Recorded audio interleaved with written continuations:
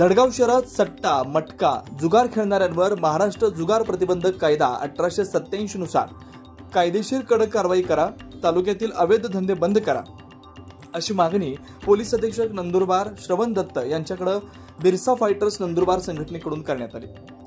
या मागणीचे निवेदन पोलीस अधीक्षक नंदुरबार यांना ईमेलद्वारे पाठवण्यात आले।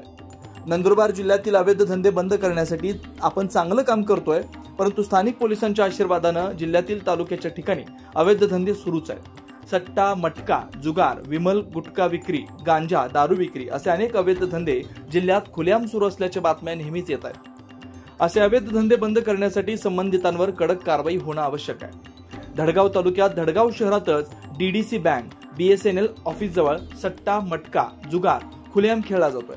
तसे सोशल मीडियावर व्हिडिओज व्हायरल होत आहेत। सट्टा, जुगार खेळणाऱ्या ठिकाणी विमल गुटखा खाणाऱ्यांची संख्या अधिक असून विमल गुटख्याच्या पुड्या पडल्या। तेथे विमल गुटख्यामुळे घाणीचं साम्राज्य निर्माण झालं।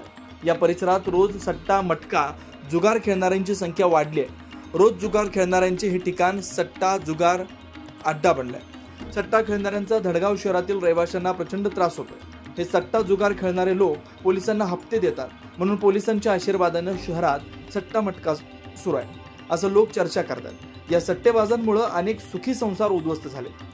सट्टा, मटका, जुगार खेळणाऱ्या या लोकांनी धडगाव शहराचं वातावरण बिघडवून ठेवलंय।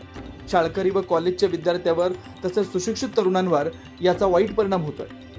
धडगाव पोलीस ठाण्यातील पोलीस श्री वसईकर यांच्या घरातच गांजा सापडल्याची घटना घडल्यामुळे स्थानिक पोलीसच अशा अवैध धंद्यात सामील असल्याचं बोललं जातं। धडगाव शहरात सट्टा, मटका, जुगार खेळणाऱ्यांवर महाराष्ट्र गॅम्बलिंग प्रतिबंधक कायदा 1887 नुसार कायदेशीर कडक कारवाई करण्यात यावी, अशी मागणी बिरसा फायटर्स नंदुरबार संघटनेकडून पोलीस अधीक्षक नंदुरबार श्रवण दत्त यांच्याकडे करण्यात आली आहे।